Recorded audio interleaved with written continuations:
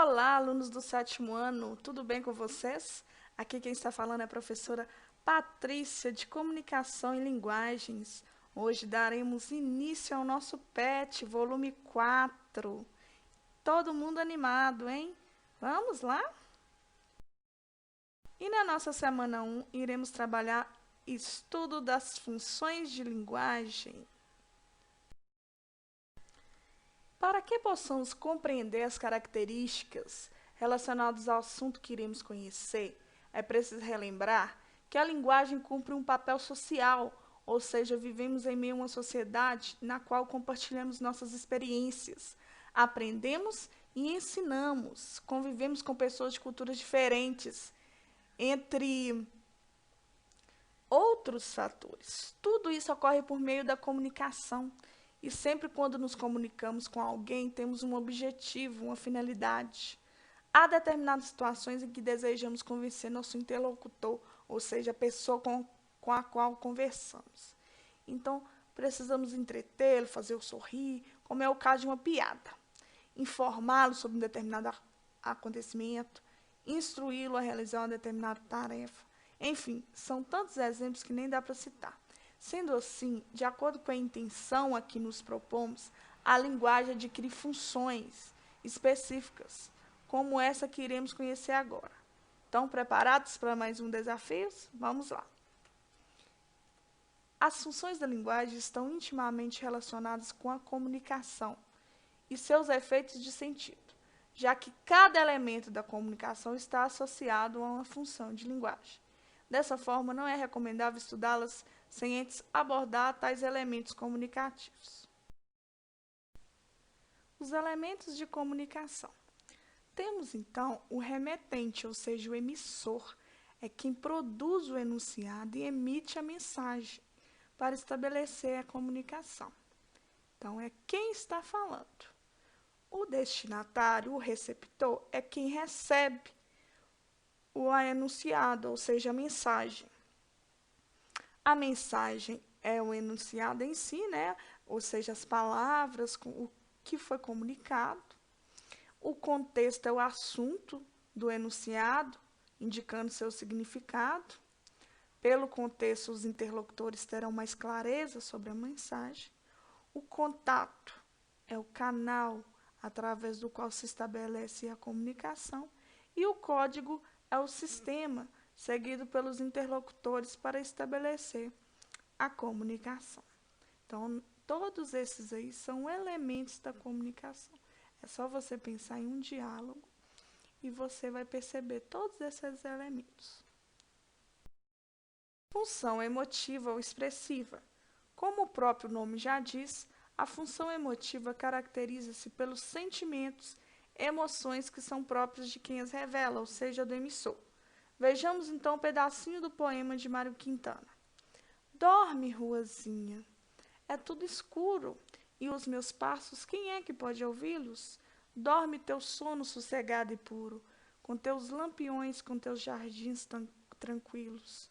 Dorme, não há ladrões, eu te asseguro, nem guardas para acaso persegui-los. Na noite alta, como sobre um muro, as estrelinhas cantam como grilos. Atividade 1. Observe a mensagem abaixo. Eu te amo. Eu te amo desde aquele dia que você olhou para mim. Nada me disse, apenas o senti. Em nada pensei, apenas me encolhi. Dentro deste sentimento morri. Assim me sinto feliz. Olha a perguntinha. Com que objetivo esse texto foi escrito? Com a intenção de quê? De declarar um sentimento, né, a alguém, ao interlocutor. Para quem ele foi escrito? Ele foi escrito para alguém que o poeta tenha afeto, né? Tenha carinho, ou seja, possivelmente um namorado ou namorada, um esposo ou esposa, ou mesmo alguém que ele não tenha algum relacionamento, né, sério, mas nutre sentimentos amorosos por aquela pessoa. Essa mensagem está centralizada no emissor, ou seja, na primeira pessoa, eu, né? Quando fala eu te amo, então ele expressa sua emoção, seus sentimentos. Por esse motivo, é denominada função emotiva ou expressiva. É uma função muito usada em biografias, memórias, poesias líricas e também cartas de amor. Função poética. Quando lemos um poema, percebemos o trabalho que o escritor realiza com a linguagem, utilizando-se de recursos especiais que a deixam ainda mais bela, não é mesmo? Desse modo, temos que entender que os poemas e canções musicais representam a função poética da linguagem. Vamos observar nessa poesia de José Paulo Paes. Poesia é brincar com palavras, como se brinca com bola, papagaio, peão. Só que bola, papagaio e peão, de tanto brincar, se gastam. As palavras não. Quanto mais se brinca com elas, mais novas ficam. Como a água do rio, que é água sempre nova. Como cada dia, que é sempre um novo dia. Vamos brincar de poesia? O número 1 vem perguntando assim, meninos. O poema trata-se de um convite ao leitor. Transcreva do texto o verso que contém esse convite. Então, é lá no último verso. Vamos brincar de poesia? Que elementos do poema nos permitem perceber que esse convite é voltado para as crianças? Quais são? Os elementos brincadeira, temos também bola, papagaio e peão. De acordo com o texto, como podemos definir poesia? Para o autor, poesia é brincar com palavras, assim como se brinca com os brinquedos mencionados. Qual seria a diferença entre brincar com palavras e brincar com a bola, papagaio e peão? Os brinquedos se desgastam e com as palavras acontece o contrário. Elas sempre são novas.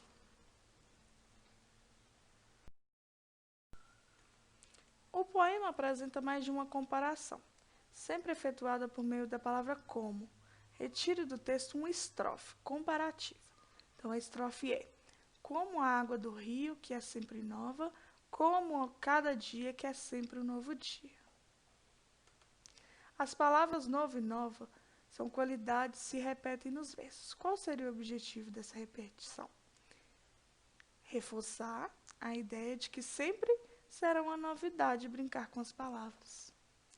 Você já recebeu algum convite? E aí, vocês já receberam, pessoal? Tenho certeza que sim, hein? Aí eu peço para vocês escreverem que convite foi esse, que eu estou curiosa. E o 8 está perguntando se você gosta de poesias. E por quê? E aí, vocês gostam de poesias? Qual que é a poesia de vocês preferida? A próxima é uma produção textual, olha que legal. Que tal você atender ao convite do poeta? Vamos brincar de poesia? Escreva um poema sobre seu brinquedo preferido. Então, para ilustrar para vocês, eu fiz um poema, tá bom? Aí vocês tenham como base o meu, mas vocês criem o de vocês.